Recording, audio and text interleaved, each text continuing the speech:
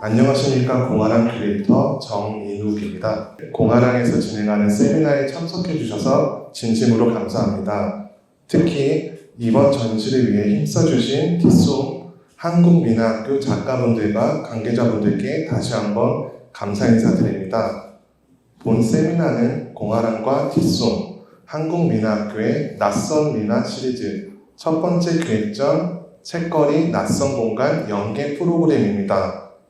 낯선 민화 프로젝트는 이번 책거리 낯선 공간을 시작으로 화조도 낯선 욕망, 까치 호랑이 낯선 우화, 1월 오봉도 낯선 환상, 십장생도 낯선 낙원이라는 주제로 총 5번의 전시가 진행될 예정임을 안내드립니다.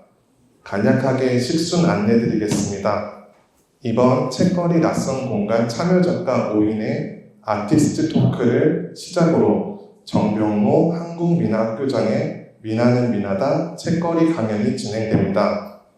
강연을 통해 민화의 본질을 되짚어보고 확장된 민화의 가능성을 살펴보시길 바랍니다.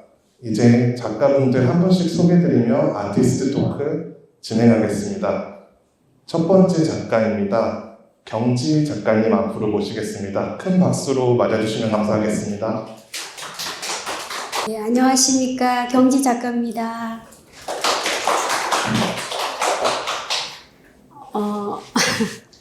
저는 지금 여기 2작품 걸려있는 작업을 했는데요. 장지 위에 먹선을 긋고 그 위에 바느질을 했습니다. 예전부터 제가 주제가 책인데 책거리, 책가도를 빌어서 그 위에 책가도와 책거리를 발판 삼아 책을 그리고 싶었어요. 우리가 지금 현대에 있는 책들을 같이 어우러지게 그리고 싶었거든요. 근데 그런 주제를 갖고 계속 작업을 했지만 어떻게 하면 정말 나다운 작품이 만들어질까라는 상당히 많은 고민을 했었습니다. 민화라는 그 위에 제 작품이 같이 더불어 올라갔으면 좋겠는데 그렇게 정말 재밌게 믹스가 되게 하기 위해서는 상당히 힘든 그런 과정이 있더라고요.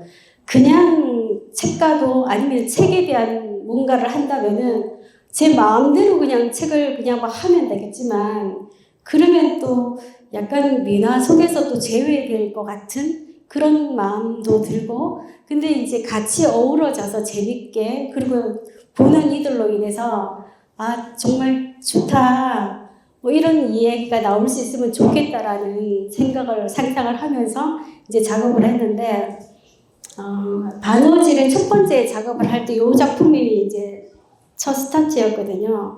그래서 하면서도 아 이게 정말 맞을까? 이 길이 맞나? 아닌가?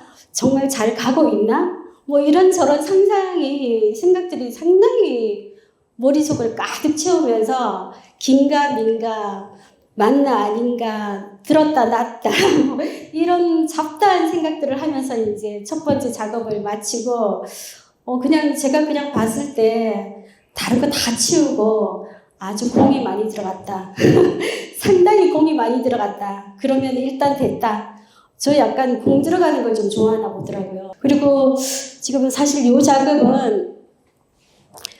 작업이 이제 포스트에 나오기도 했지만 요 앞에 작업들을 막 하면서 갑자기 생각이 나서 만들게 된 한 이틀 만에 만들게 된 작업이거든요.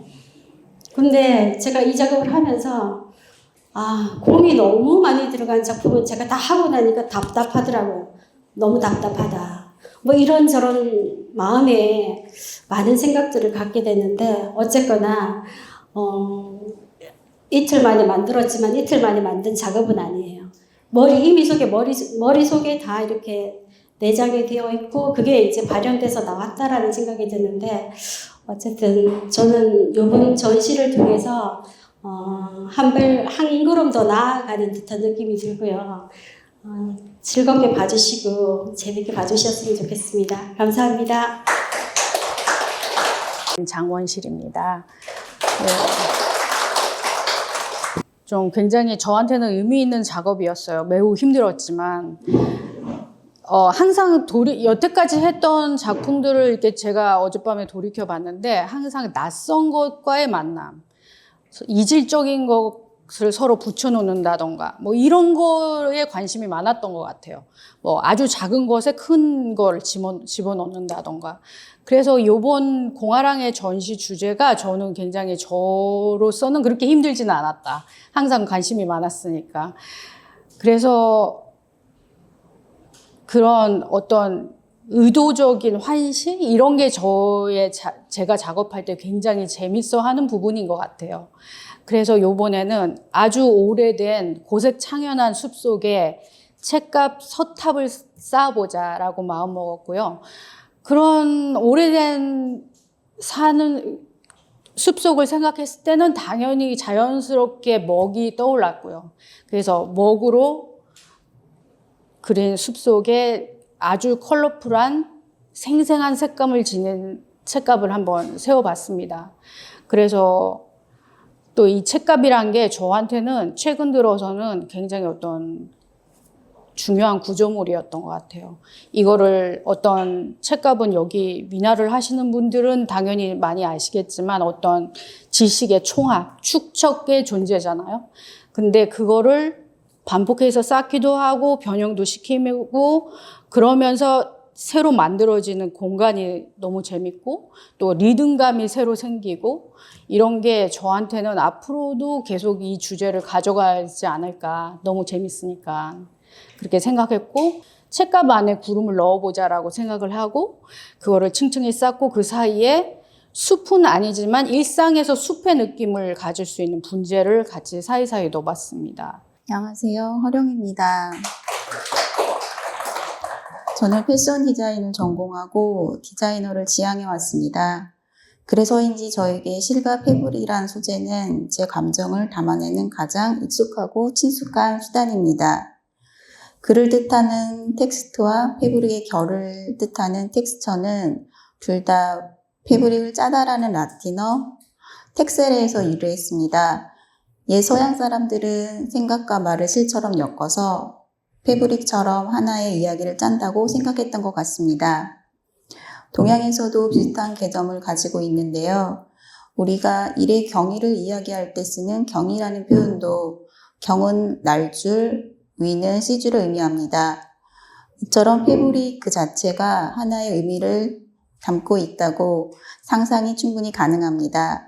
선도들은 지혜를 모아 한 장 한 장 바느질로 엮어 문장이 담긴 서책을 완성했듯이 저는 패브릭 조각을 얻고 바느질로 작품을 엮어 저만의 이야기를 서책 대신 화면 위에 담고자 했습니다.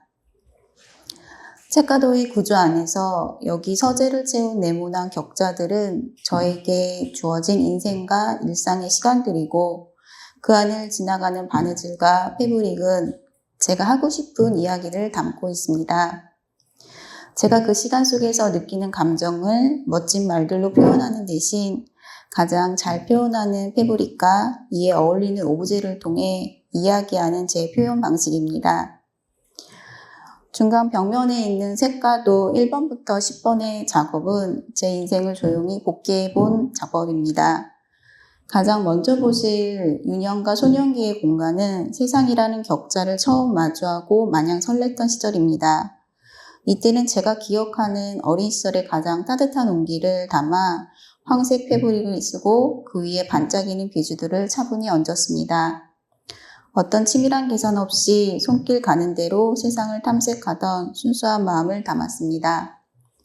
반면 청년기는 낯선 타지에서 홀로 유학 생활을 견디며 제 세계가 깊이 몰입했던 시절입니다. 제 인생에서 가장 눈부시게 반짝였을 때지만 한편으로는 네 칸과 네 칸이 아닌 칸을 억지로 나누고 네 칸에 무언가 가득 채워야만 한다는 생각에 조바심을 내고 연연했던 때이기도 합니다. 그래서 이 시절의 패브릭들은 유독 무겁고 빽빽한 반면 비주와 오브제는 이를 부정하듯 화려합니다. 누구나 그 나이대에 있었듯 스스로를 증명하기 위해 꽉 채우고자 했던 광박과 횡한 빈칸을 오가던 서툰 마음을 담았습니다. 그리고 그 옆으로 이어지는 중년기는 이제 제가 막 접어들며 느끼는 삶의 감각입니다. 그동안 쌓아온 다양한 경험과 소중하고 좋은 사람들과의 만남을 통해 마음이 넓어지다 보니 예전보다 표현하고 싶은 이야기들이 다채롭게 늘어난 지금의 상태를 나타냅니다. 청년기엔 없었던 주황과 녹색의 풍요로운 모자이크나 현실에서 존재할 수 없는 배치들도 껴안아 보았습니다. 내 안에 확장된 세계를 유연하게 조율해 나가는 즐거운 단계입니다. 마지막은 노년을 맞이하고 싶은 내면의 풍경입니다. 중년은 그대로 다채롭게 꿈꾸었던 것들이 비록 모두 실현되지는 않더라도 일부라도 남으면서 적당히 비어있고 또 적당히 안정적으로 채워진 소박하고 평온한 나날들을 바라보는 마음입니다. 여기에 쓰인 비주와 오브제는 청년기처럼 반짝이지 않아도 오히려 패브릭과 더 어우러지는 느낌이 강해지기를 바라는 마음을 담았습니다. 저는 매일 만나는 소박하고 조용한 일상의 순간들을 참 사랑합니다. 누구나 느낄 수 있지만 지나가 버리는 소중한 감정들이 제 작품을 통해 다시금 환기될 수 있다면 그것만으로도 저는 행복할 것 같습니다. 오늘 오신 분들도 조금나마 그런 경험을 하시기를 진심으로 바라겠습니다. 감사합니다. 민화 그리는 홍경희입니다. 저는 지금 한 23년, 25년 정도 민화를 하고 있어요. 제가 전통을 하는 작가라는 거. 특별한 아이디어가 필요 없는 작업을 한다는 건데요. 그렇다고 아이디어를 뭐 이렇게 고민하고 그렇게 막 모사만 하는 그런 작업을 하는 홍경희는 아닙니다. 여기 밖에 보시면은 8폭짜리 병풍이 있어요. 근데 그 병풍은 리움 소장의 병풍이에요. 저는 저 그림을 좋아해서 저거를 한 2년, 시간 2년 정도 걸렸는데요. 본을 뜨고 뭐 이러면서 이제 많은 생각을 하면서 거기에 나의 스토리도 담아보고 여러 가지 작업을 이제 저기서 시도를 해본 거죠. 나는 이제 저걸 실물을 보지 못했지만 정병모 교수님 말씀으로는 저 병풍이 오리지널 그림보다 조금 크다고 말씀하셨어요.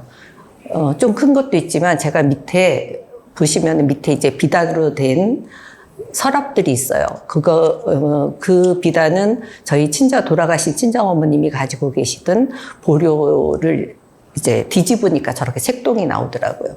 그래서 거기에 해서 나만의 이야기가 거기 담겨 있고 위에 그림에는 뭐 조선시대에 그렸다고 생각은 되지만 그 조선시대의 그런 이야기가 담겨 있고 밑에는 저희 이야기를 담아서 그렇게 나만의 작품을 만들어 봤어요. 저것은 이제 저 그림의 이제 같은 형태는 굉장히 많지만 저 그림은 제가 좋아하는 이유는 책가도지만 책거리도의 형태를 가지고 있다는 거예요. 그리고 항상 책갑의 색은 뭐 검정색 내지는 뭐 진한 밤색의 색깔을 가지고 있지만 저거는 빨간색의 테두리를 가지고 있어요. 근데 좋아하는 이유는 이제 경면주사라는 색을 쓴다는 걸 제가 참 즐거워해요. 그 경면주사는 황화수은으로 이루어져 있고 그게 약으로도 쓰이고 또 도구로도 쓰일 수 있다는 거예요. 근데 그런 것을 가지고 저렇게 채색을 켜켜 얹어가면서 그렇게 그린 저 색상이 저는 참 마음에 들더라고요. 저는 경면주사가 물론 석체여서 그거를 이제 쌓았을 적에 밑에 색상이 안 올라올 수는 있어요. 근데 시간이 많이 지나면 밑에 색상이 올라와요. 그래서 저는 경면주사를 쓰면서도 저렇게 차분하게 쓸 적에는 밑에 대자색을 깔고 그리고 경면주사를 올려요. 그러면 시간이 지나면서 차분한 경면주사의 색을 만날 수 있고 아무것도 칠하지 않은 상태에서의 경면주사의 색은 또 다른 색감을 띠거든요. 그래서 이제 저 빨간색 책가도는 그런 과정을 거치면서 이제 작업이 됐고요. 그리고 거기에 기물들은 이제 고려박물관에 있는 기물과 같이 혼합이 됐어요. 저거는 그 고려박물관에 있는 6폭의 책거리와 저것을 그린 작가는 저는 동일하다고 생각을 했고 그 작가가 묘사한 부분에서 제가 마음에 드는 것만 저기에 넣었어요. 그래서 어떻게 보면 홍경희의 책가도를 만들려고 노력을 했다. 그러나 원하는 손상을 시키지 않으려고 굉장히 더 큰 노력을 했다.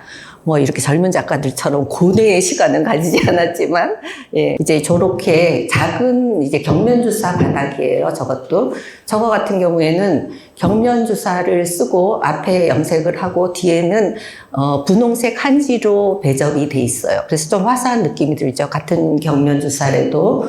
저건 이제 조선 시대의 그 국립중앙박물관에 있는 김영도인데, 저 기법은 자수 기법으로 매듭으로 돼 있어요. 매듭 그 자수로 돼 있지만 저는 택점 기법을 이용해서 점으로 다 묘사를 했어요. 저 시리즈는 이쪽에도 또 있어요. 예, 그 몇 개 없는 거는 지난번 대만 아트페어에서 다 판매가 돼서 여기에 이제 제일 최근에 지금 저걸 작업한 거라고 생각하시면 돼요. 다른 작가들은, 젊은 작가들은 미리 다 선정이 됐지만 저는 나중에 맨 마지막에 전통의 역할을 하라고 아마 정병우 교수님이 부르신 것 같아요. 이렇게 멋진 공간과 그리고 이거 멋진 작가들과 작업을 하게 해서 이렇게 전시를 하게 된 거에 대해서 굉장히 자부심을 느낍니다. 감사드립니다.